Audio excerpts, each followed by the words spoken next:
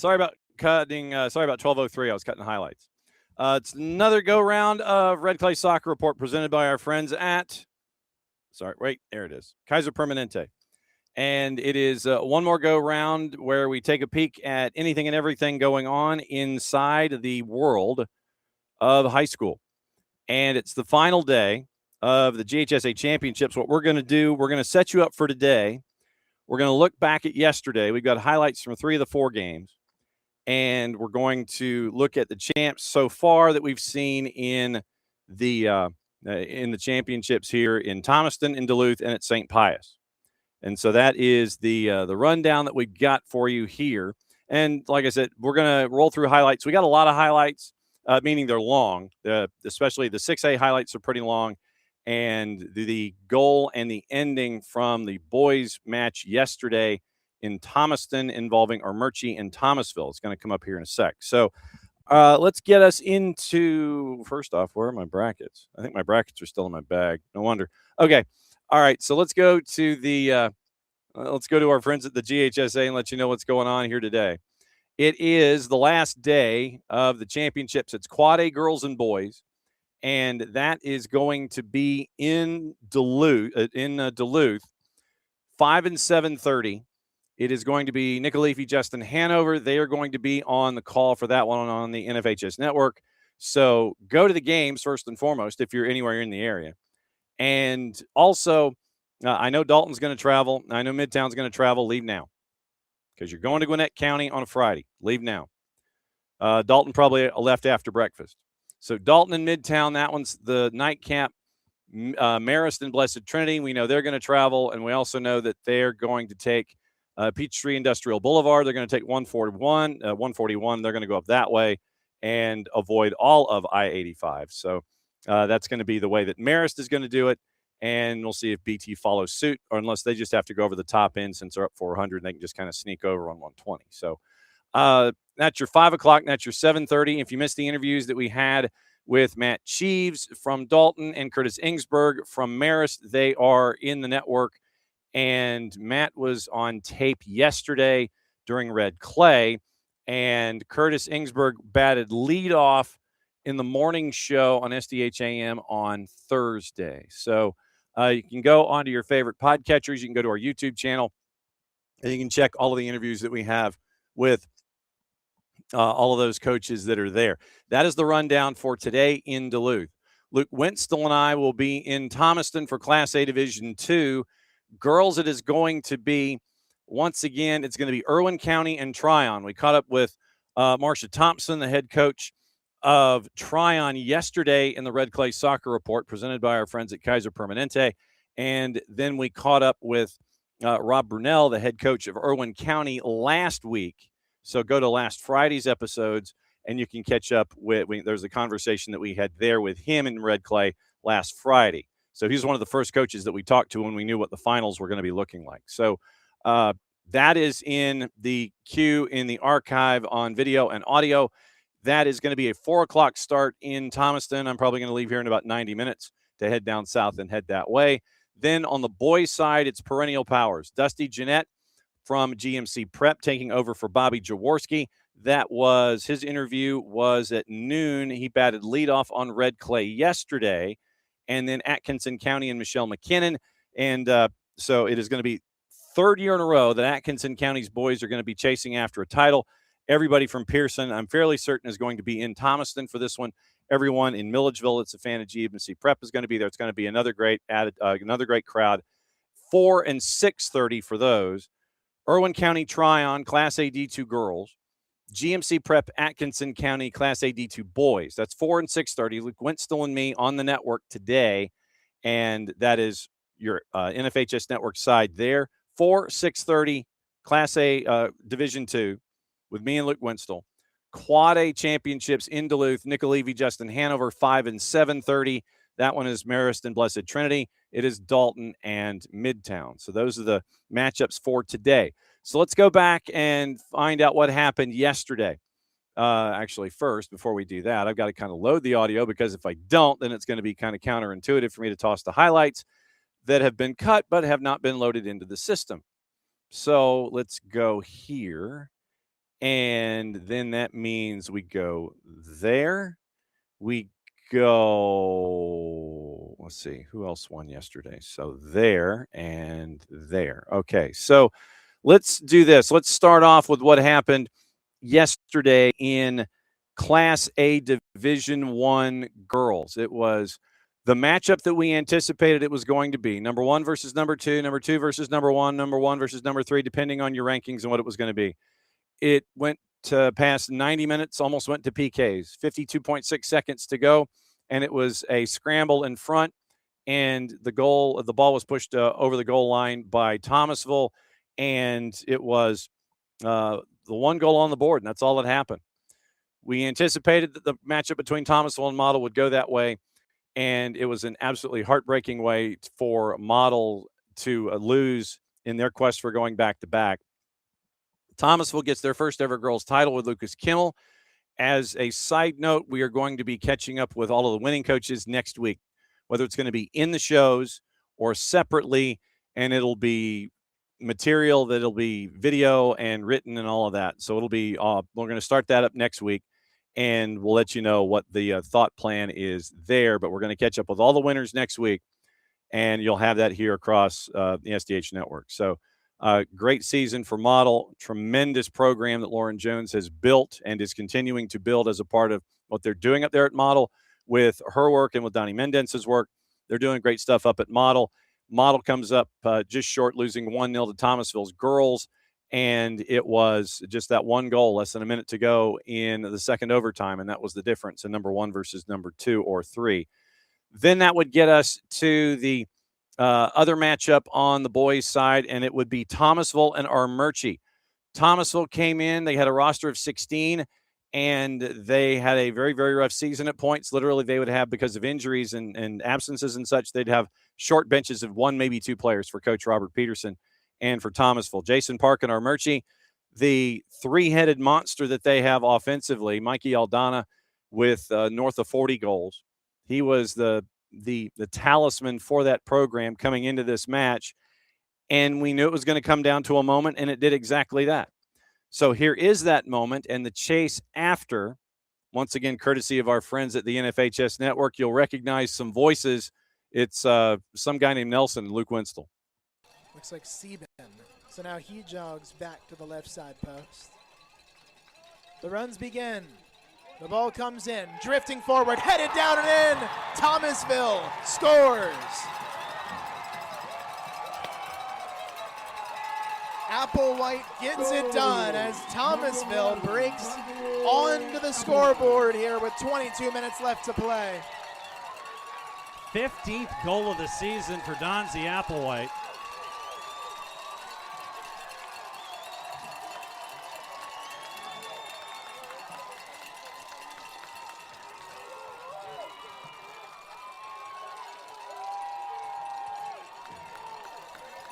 Fernandez back up. Looks like he's okay. 30 seconds to go.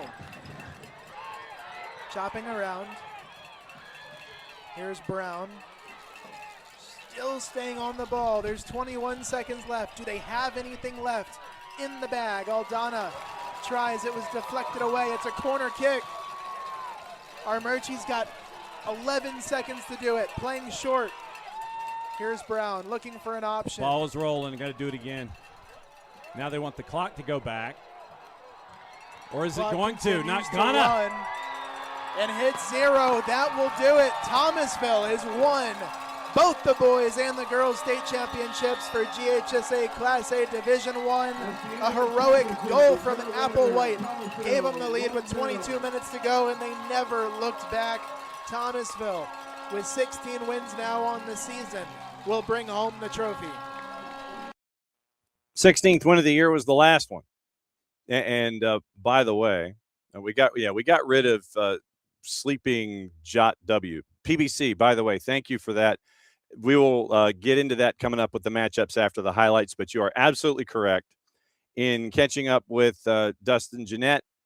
There's a lot going on here, so definitely we'll get into that. So glad that you were able to remind me and remind all of us about what's going on. It is heavy-duty stuff that's going to be happening in Thomaston coming up 6 o'clock, 6:30? 6:30. 6:30 tonight as we go. So thanks for dropping in, by the way. All right, so that was the final. It was 1-0. Fantastic season for our Murchie once again.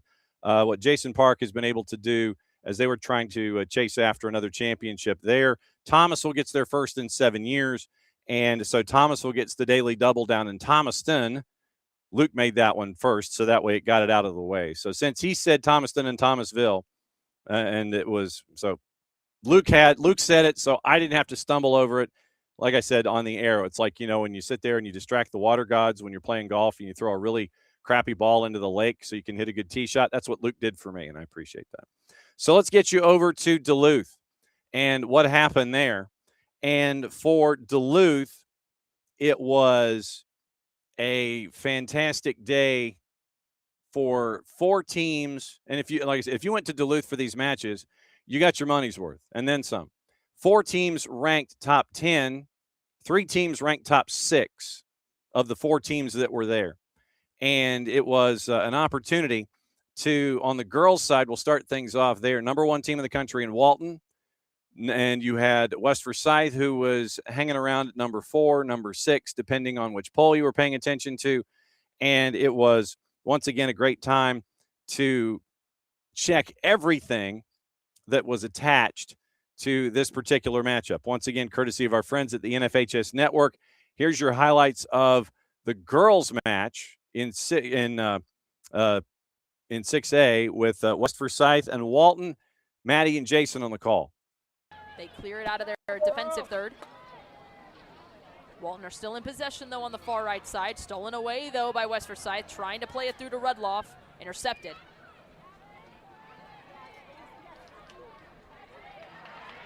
Makes the turn. Maselli able to skip through, takes a couple deflections. Maselli inside the 18, it's still loose, trying to make and capitalize, and it slips through into the back of the net.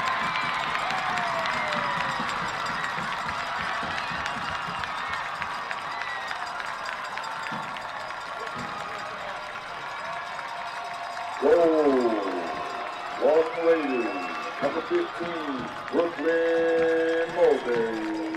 Brooklyn Mulberry able to capitalize and slots it home. Makes it 1-0 for the Walton Raiders. It's an individual sequence where Victoria Maselli causes problems, blocks a clearance. Big save from Utz, or big deflection from the defender, and it falls to Brooklyn Mulberry, the sophomore, all region, slotting it home. Didn't panic in that moment as Utz came out to try to get to that. Driving into the 18, Flecky cuts it back, finds Rivera. Rivera in the 18, so Rivera leaves it out to Murray. Murray at the top of the 18. Murray sends this ball in, bounces into the back of the net and off the post!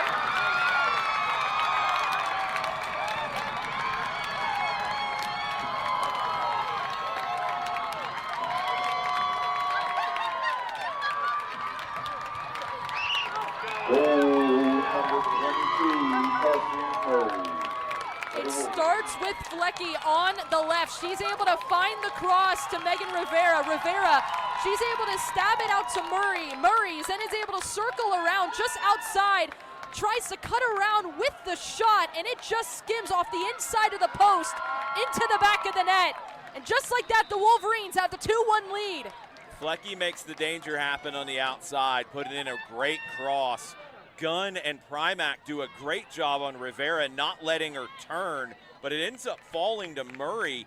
There's no space, there's no angle, there's no nothing. And Murray makes it happen with the left foot, perfectly kissing it off the post and putting it into the back of the net. 2-1 West Forsyth.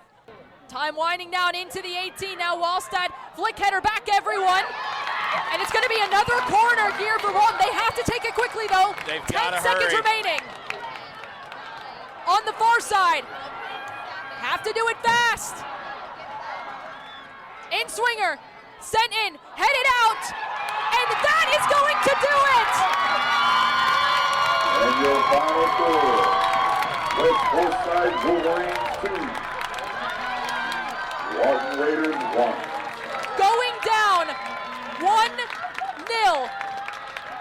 In the beginning of the second, the response to find the equalizer from Rivera. And then it's Carson Murray's goal that seals the deal for West Forsyth. They take home the 6A state championship on the girls' side. 2-1 victory for the Wolverines. Maddie and Jason on the call for that one. That's one down. And then we go to the other one. Like I said, and the main reason, like I said, for those of you that weren't here for the morning show, I'm still trying to figure out why I had to do what I did here instead of the Twitch chat. And I have no earthly idea why. It's like telling me to activate, settings and things.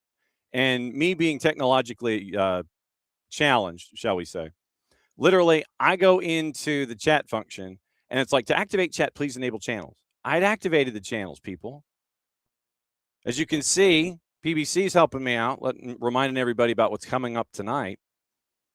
And so now I'm going to have to look at all these things and sit there and go, well, what happened that I didn't touch? So now PBC is the only one who's helping me out here. And I love the fact that PBC is here and helping me out. I just can't figure out what I didn't touch that caused everything to go haywire. So I have to read Twitch and do things independently. So it's crazy. But what else is new? Anyway. All right. That's the 6A championship going to West Forsyth, knocking off the #1 team in the country, the Walton Raiders. So then we go over to Nightside. And it was a matchup between Meadow Creek, who would be number 10 in the country, or somewhere in there, and Walton, who would be top 4, top 5, depending on which poll you were looking at. So you had, once again, two teams top 10 nationally going after each other. And it was a chance for Walton to take a title back to Cobb County. It was a chance for Meadow Creek and head coach Jose Rodriguez to get a title to the first time for their program in the 5-year plan. It obviously would take longer than 80 minutes. No real shock that it took longer than 80. It took longer than 80, longer than 90, longer than 100, which means only one thing, it went to PKs. So here's your highlights there. And like I said, there's a lot of them, rightfully so. So here's how you ended up with a champion in Gwinnett County last night. Once again, courtesy of our friends at the NFHS Network. I figured I got to get the lower third up here somehow since I can't write in the chat. Here we go. Big switch on Yokwu. Able to bring it down. Shaw. Stretching to get their goal! Goal! Walton! Jawad Khalil with the goal. Lalo Gutierrez stretched as far as he could to block it the first time, but it falls to Khalil. Walton get the opener. They lead 1-0. The class of that shot from Khalil, it is outstanding. Fully outstretched, Juve did everything that he could to try to extend and block it out. He just couldn't. Khalil, it's a class finish, and he's able to make it 1-0 here in the second. What felt like a slow burn is now fully ablaze. 1-0 Walton. Trent Masana with the goal. Sorry, Jawad Khalil with the goal. Khalil has the Raiders in front. Mustangs, Leon Rincon. Good ball forward on the underlap. The cross. It gets in, goal! Goal!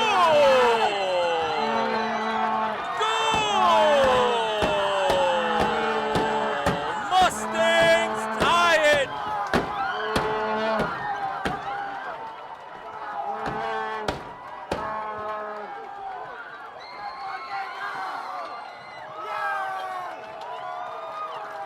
Old Meadow Creek Mustangs, number 11, Ron Barker. Giovanni Villagomez was trying to send in a cross after a wonderful underlapping run. And after that one hits the far side netting, he turns to us and shrugs. You take it however you can get it, and Meadow Creek will take that equalizer. It's 1-1 with less than 7 to play.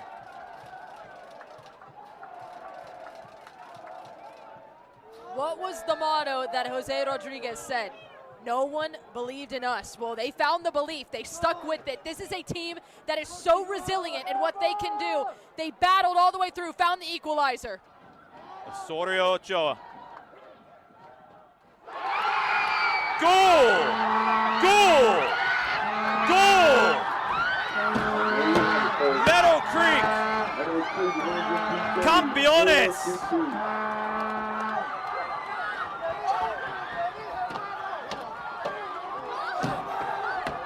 Hugs in the stands, hugs on the field. Nadie creo en nosotros. They believed. Their fans believed. And Meadow Creek, for the first time since 2017, are bringing a state championship back to Gwinnett County. Meadow Creek have not been in the Final Four since 2019. It was something that Jose Rodriguez said. This state championship game for us, it's more than just a state championship. It's a momentum shifter for this community. And you see it here, the reactions to our right, what this means to not only this group of guys, but to the entire fans of Meadow Creek, to the entire county of Gwinnett. What it means to them. And that's your final in PKs. And when you have a keeper like Juf and a program that has been built the way that Meadow Creek has been built, tip of the cap to Jose Rodriguez and everybody over at Meadow Creek for the championship. And we talk about moments, and you have a staring contest like you had with Meadow Creek and Walton on the boys' side, goes to PKs, and then it's just whatever happens, and what may be, may be. Great year for both Bruce Wade and for Jason Page. I know that it finished one win shorter than what they would have liked and what their fans would have liked, but it's always great to see how Georgia high school soccer continues to have these fantastic matchups across the board. Doesn't matter what classification we're talking about, but to see all of these great matchups as we've seen them and to get us to where we are today. The final four matchups that are going on in the tournament this year. So let's recap how we got here, basically.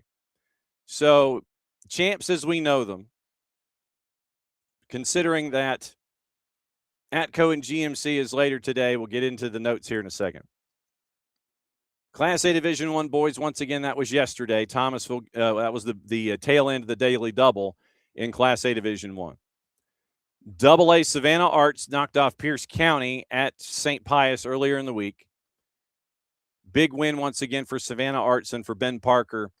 It was the second day in a row after it not happening in the history of Savannah-Chatham County schools that you had a Savannah-Chatham County school win a state championship in soccer.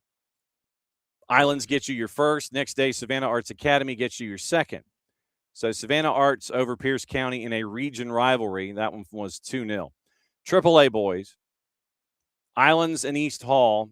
Early statement by Justin Brantley and Islands. Great season for Alex Zimmerman and for the Trojans of East Hall. Having to wander through the bracket that they had. They were low right. And it was a win over Johnson Gainesville in PKs. They knocked off Oconee County's boys. Then they go to West Lawrence and win 6-3. Then Islands, that has been just absolute gangbusters, traveled all the way from the coast. After knocking off Jefferson in the semifinals, they worked their way up to Duluth and get the win by the final of 6-0. Then in Quad A, that's today, Quad A boys, last one in Duluth. It's going to be once again Dalton, nationally recognized power, Dalton Catamounts and Matt Cheeves, chasing after yet another championship, and they have Midtown in their way. Midtown is coming through as the 3 seed out of region number 4, knocking off Alatoona, Eastside, Centennial, and Walnut Grove. They've had to do all this on the road, and you end up with Midtown making their way in. Dalton knocked off Marist, Pius, Flowery Branch, and Maynard Jackson to get to this championship game. And so nationally ranked, once again, make today a multi-screen experience. That would be my request for you. Multi-screen experience for everything in Thomaston and everything going on in Duluth. So that is my request to you today. Since it's the last day of the season when it comes to soccer here in the state of Georgia on the high school side, multi-screen experience. Find a tablet, find a laptop. Find a desktop, find a laptop, find a tablet, whatever. Sync it up to your big screen if you're at home. 5A boys, Johns Creek shut out River Ridge by the score of 2-0. Kelly Bowler's program went from pillar to post and got the title there. And they beat Decatur in the semi. Riverwood before that in the 7-1 game that was on our network. Then they beat Hab Central 7-0, and then they shut out Woodward in an atypical 1-4 match by the score of 1-0. So Johns Creek gets the championship in 5A, top-ranked team in the country. Boys 6A, Meadow Creek and Walton, we got you your highlights there. Fantastic representation of what the sport is becoming, looking at that 6A final last night. Private side, Whitfield Academy, Hebron Christian, they're old friends and rivals. Whitfield Academy got the one goal on the board at St. Pius. They get the win 1-0. Coach Hellier gets a championship. Great season for everybody at Hebron Christian as well on the boys and the girls side. And so once again, saving my intel for that information coming up here in a sec. Girls side, on the private side, it was Holy Innocents over Wesleyan. Clayton Schmidt gets a title over at St. Pius, 1-0 over the Wesleyan school. Great season for the Wesleyan Wolves. Heard the highlights on the 6A side for the girls and a fantastic back and forth with West Forsyth and Walton. Catching up with Jason Page earlier in the week, I asked him what he was the most concerned about when it came to West Forsyth. He said 4 forwards. Because if Jason Galton at 4-2-4 that he runs with a short bench, short roster, they get into a rhythm, they are trouble. West Forsyth with the win and knocking off Walton in that final there. So you heard those highlights here just a little bit ago. 5A girls, Greenbrier, after losing to Chambly 9-0 4 years ago. The freshmen that lost 9-0 beat Chambly 3-0 as seniors. First ever Columbia County State Championship in soccer goes to Greenbrier. A lot of their players with flag football experience know what it means to be on a big stage. So some of those players for Rob Houston and the Wolfpack, they get their 4th state championship, 3rd in flag, to go with their first ever in soccer. So great season for Greenbrier. And as always, to see a team like Chambly who wants to challenge themselves. Once again, Chambly, they win Region 4. They knock off Chattahoochee, beat Jackson County, went and they beat McIntosh at Chambly. Then they knocked off Roswell, the top-ranked team in the classification, at home in the semifinals to advance to the finals. Greenbrier gets the win 3-0. That one was in Duluth. Once again, what's going to kick the day off in Duluth today? BT and Marist, and 2 of the top-ranked teams in the state. Marist, your Region 5 champ. Blessed Trinity, your Region 6 champ. No surprise that they made it to the last game of the year, and that one is going to be batting leadoff 5 o'clock over at Duluth this afternoon. AAA girls. Oconee County and Jefferson went to PK's craziness that was attached. If you missed that audio, seriously, go back earlier in the week and listen to that matchup on, so if today was Friday, Wednesday's Red Clay. We played the highlights for you. Played the ending specifically. Because when is an ending not an ending? When the AR says the keeper stepped off the line. Keeper thought that she'd made the clinching save for the win for Jefferson. AR confers with the man in the middle. Re-kick.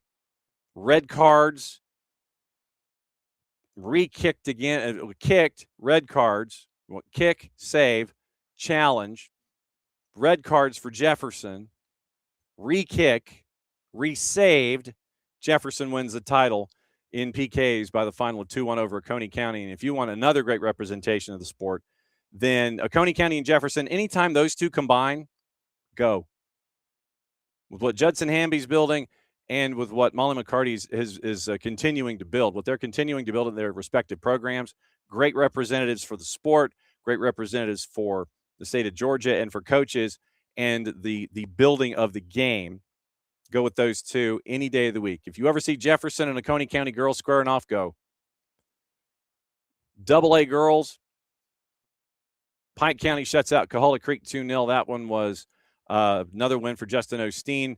Shannon Coley once again. Cahulla Creek making their way to the final game of the year. They knocked off Union County to get there. Pike County once again as the top-ranked team in the classification, knocked off number 2 Columbus in student versus teacher when it came to the two coaches. Getting to that last game of the year, Pike County shut out Columbus. Well, shut out Cahulla Creek, shut out Columbus, shut out Morgan County, shut out Therrell, shut out Josie. Did not give up a goal in the postseason. So what Justin Osteen is continuing to build over time over at Pike County is always really cool to see. And then yesterday in the Class A D1 girls, once again, Thomasville and Model, two fantastic programs, great coaches, great staffs, great communities. And to see how they all came together in Thomaston, it was a great watch for Luke Winston and myself. And it was a great chance for us to kind of sit there and go, aha. Here, rest of state, view it for yourselves and get to see what we get to know. And so it was, once again, with what Lucas Kimmel and with what Lauren Jones are building and continuing to maintain in their respective programs. Once again, great representation of the atypical place that you would think of where a sport is growing. It's growing in Model. It's growing at Armurchie. It's growing in Thomasville twice over. The support that Thomasville gives Thomas County Central and Thomas County Central staffs give Thomasville, it unifies that city. And it's really cool to see. So that gets us to where we are today. And once again, we talked about boys matches. And now you have, we talked about the matches in Duluth. And so now you have the matches with Irwin County and Tryon. Tryon trying to, once again, get past the last game of the year. And it is with Irwin County, once again, to see this girls program continue to grow and evolve to where it is in Ocilla. And just the growth that you're seeing there, Irwin County making their way to the last game of the year. And yes, I am kind of building to the boys match.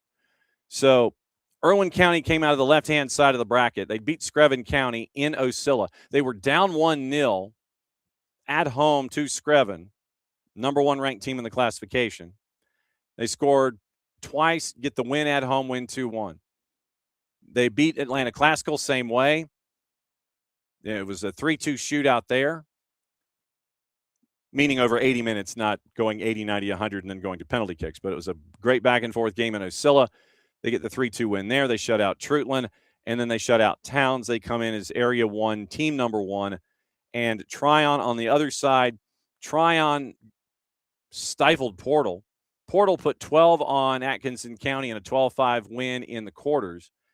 Portal comes in, and you have Tryon just absolutely clamped down on them defensively. Didn't give up a goal in the semifinal. Didn't give up a goal in the quarterfinal, winning at GMC. Did not give up a goal in the first round against Claxton, the first match that they played, in the second round, and they waited for the winner of Southwest Georgia STEM and Claxton to figure out what their second round opponent was going to be. Area 6 Team 1 Tryon, and it's Area 1 Team 1 in Irwin County. That one, once again, 4 o'clock.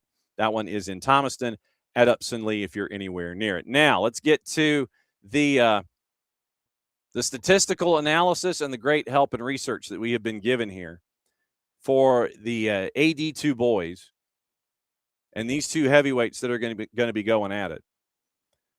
Rematch of the 24 championship. Like I said, all of this. This is Cliff's Notes, but we would recommend if you're near Thomaston, go. Rematch of the 24. It's a 2-0 game in early in 26. Atco once again, third straight appearance in the last game of the year under what Coach Michelle McKinnon has been able to do down there in Pearson. And when you have a goal scorer that is just absolutely gangbusters in Trejo that has scored north of 40, I believe. But you've got a lot of offense coming from Atkinson County. You've got a lot of offense coming with Dustin Jeanette and what we've seen from GMC. We've seen them as far back as Creek Cup earlier this year in the SDH network. And so third time in 4 years for GMC. Dustin Jeanette taking over for Bobby Jaworski. You have all of these college commits that are there. And if you are looking, this would be like if our Georgia call-up was a game. If you had a match that was like the personification of Georgia call-up, it would be Milledgeville and Pearson. It would be GMC Prep and Atkinson County. So I will say this. If you are a college coach, if you are in a call-up situation where you might be looking for some athletes, once again, A, go to Thomaston. You get to see the environment. B, you get to see two great programs in GMC Prep and Atkinson County to reinforce that it's not always in the largest classification, in the largest city, in the largest area where you have tremendous talent. So the nightcap in Thomaston, all of this is true. All of this is accurate right here. Rematch, regular season this year, third in a row for Atco, third time in 4 for GMC. Dustin Jeanette taking over for Bobby Jaworski. All these commits, these two great environments that are coming together. So Milledgeville's bringing folks. Pearson's bringing folks. My guess is that, well, let's see. So who's the home team here? So I'm going to see who's in there. Who gets to choose their uni? That's what I want to know. So bracket. Who's got my bracket? Okay. So home team is GMC. So my guess is GMC is going to be wearing probably wear their dress blacks. And so I've seen GMC in Creek Cup. I've seen them at LOA this year. So I've had a couple of chances to dance through their talent pool. Tremendous roster that Dustin Jeanette has, and just the talent that's on display for them. This will be my first time in person seeing what Michelle McKinnon has been able to do at Atkinson County. So having read about it, talked about folks, talked to them and all that kind of stuff, this is my first time. So looking forward to this matchup on a bunch of different fronts. For me personally, it's Milledgeville, it's Pearson, it's great soccer. Notice I didn't say regardless of classification. It's great soccer, period. That's all you need to say. It's great soccer, period. Great storylines attached. All of that. All in one place. 6:30 tonight. Matthews Field, Thomaston, Georgia, Upson Lee, across the street from the middle school. This is one thing you might need to know. Do not put Upson Lee High School in your GPS. A couple of years back, they moved the high school out to the suburbs, and it is now Upson Lee Middle is across the street from Matthews Field. So put Matthews Field in your GPS. Don't go Upson Lee High School because you've still got another couple of minutes between Upson Lee High School and Matthews Field, and it is not the same property. So if you're going Matthews Field in your GPS, spread the word. So Luke and I will be there probably about 3 o'clock. Like I said, I'm leaving here in about 45 minutes to head south on a Friday. And that'll be on the NFHS network. Nick Alifi and Justin Hanover are going to be at Duluth for the Quad A games. BT, Marist, Dalton, Midtown. Luke and I will have Irwin and Tryon and GMC and Atkinson County. And then, like I said, next week we're going to start catching up all of the winning coaches and let you know what's going on, next steps and that kind of a thing. So we're going to figure out our content wheel and figure out how to catch up with the winning coaches and everything. But before we sign off on this last live Red Clay, first off, thanks to our friends at Kaiser Permanente for being great partners and friends with us here to help us out with all of this. We, and I mean this across the network, considering that 4 of the 6 announcers that are calling the games here this go round are SDHers. Nick, Maddie, Jason, me. We can't thank each of the schools, the athletic directors, the coaches, all of the leads and the local contacts that we've had help us out to put this sprint together that is the Georgia high school soccer season. And it's an opportunity. It's a great opportunity for us to be able to showcase some of the best in the state, regardless of location, to let everybody know. That's why, like I said, that's why we have Georgia Call Up. And it's a great idea for us in this sprint to kind of tour the state and have all the coaches on and talk to all of that and talk through all of it. All the collaborators that we have on social media that are helping us out, all the great shots that they've been getting that we've been able to share. And it has been a tremendous reinforcement to us what makes it so great, what makes the game so great, and what makes the game so great here in the state of Georgia and in the Southeast is what we've seen over our time here covering the high school soccer scene. So, like I said, we'll keep going next week. We'll talk to winners and such. But I wanted to, on behalf of everybody here, give a big shout out and a big thank you, because without all of you, the fans and everybody that reaches out and says hello and, hey, keep an eye out on this program and this player and this team and all this, without your eyes and ears on the ground to help us out, we wouldn't be able to do what we're able to do in a sprint like the high school season is. It applies to everything else, don't get me wrong, but just specifically here in the high school sense as well. So a big thank you from all of us to all of you. If you're close to Duluth, if you're close to Thomaston, if you're one of those 8 fan bases today, go enjoy yourself, because it's going to be a treat for all of us to be able to tell these stories and work forward and let you know what's going on with all this stuff. So from everybody here to all of you there, we can't thank you enough. That's another go round of Red Clay Soccer Report presented by our friends at Kaiser Permanente. I got to pack. I got to head south. It'll be great to call the Class A D2s today with Luke and Nick and Justin. They'll have a great time calling the Quad A's as well up there in Gwinnett County. So if you see me, say hi.